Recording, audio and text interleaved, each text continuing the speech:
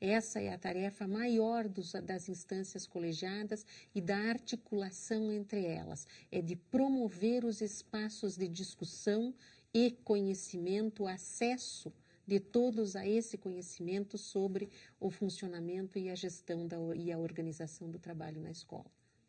É interessante que, para que esse conhecimento seja mais aprofundado, todos conheçam os cadernos de subsídios publicados pela Secretaria da Educação, que orientam a organização dessas instâncias colegiadas e também como se regerão as ações dos seus representantes em relação aos seus representados. Então, aqui nós temos os cadernos de subsídios que contêm sugestões e orientações legais e pedagógicas a respeito do funcionamento destes colegiados.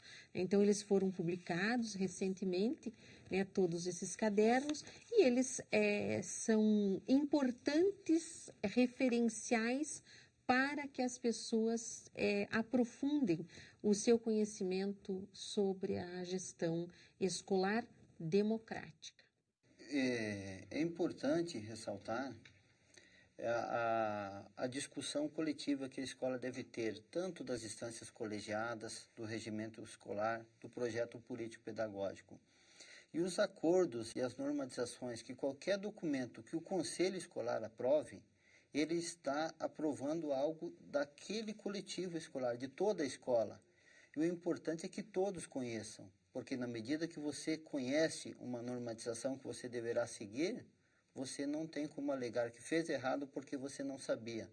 Então, não basta apenas que exista o regimento escolar, que exista o conselho escolar com seu estatuto, a APMF, o Grêmio, e sim que as pessoas se envolvam nele, que tenham acesso aos documentos existentes e que discutam para a melhor efetivação da organização do trabalho na escola. Ou seja, todos devem estar trabalhando para a melhoria das atividades que possam ser realizadas. Ou seja, não é apenas o professor, por exemplo, chegar na escola, dar sua aula, ir embora e não ter o menor interesse em conhecer como que está a escola ou como é a gestão da escola, que recursos essa escola recebe, de onde vêm esses recursos, onde são aplicados.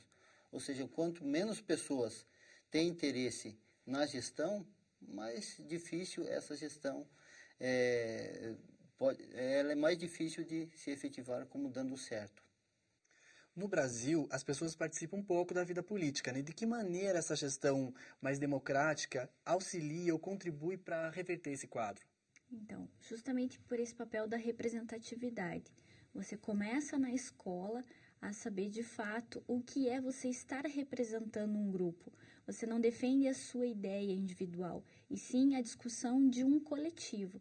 Então, você sabe que você, naquele momento de discussão nas instâncias colegiadas, você tem que defender e expor a ideia do seu grupo que ali você faz representado, né? Que não é sua ideia individual. É essa a grande questão das instâncias que leva, né, justamente esse papel político para a comunidade escolar em si. Ela contribui na medida em que as pessoas têm a possibilidade concreta de participar ativamente dos processos decisórios que são referentes à organização do trabalho da escola. Então, a decisão referente, por exemplo, ao projeto político-pedagógico, a importância de participar da elaboração desse projeto, que é sobretudo social. E se é social, ele é uma questão que precisa ser pensada, referendada pela comunidade escolar, pela via da representação. Então, é nesse sentido que a participação política ela não pode ser deixada ao acaso. Democracia não se constrói sem a participação efetiva das pessoas nesses processos decisórios. É assim que a gente exercita a participação política, né? Para mais tarde você, ou ao mesmo tempo, né? Mais tarde eu digo no sentido dos jovens, mas ao mesmo tempo você estar entendendo que aquelas decisões tomadas ali, elas definem também rumos para além da escola e não somente na escola. Você poderia colocar para a gente como que essa gestão democrática ajuda a reverter esse quadro? Bom, eu vejo que a escola é um micro espaço que reflete a sociedade como um todo, até mesmo na questão da organização política. Se nós voltarmos, o Brasil tem um tempo muito pequeno de democracia.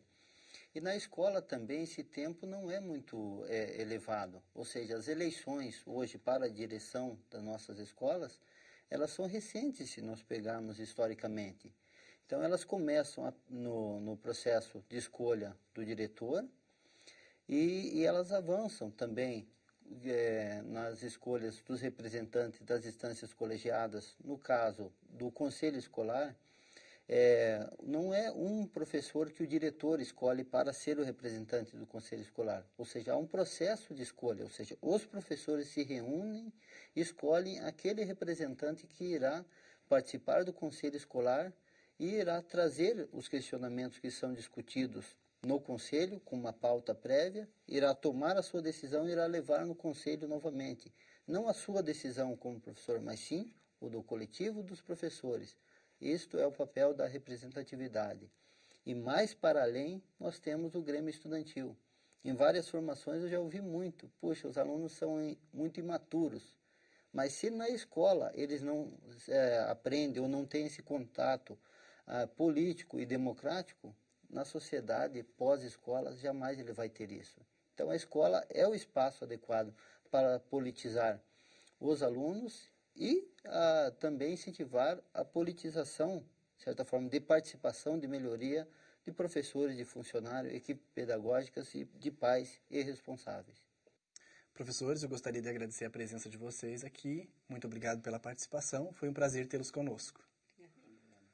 Conhecer as especificidades do regimento escolar, das instâncias colegiadas e da rede de proteção é fundamental para garantir a qualidade de uma gestão escolar coletiva e democrática.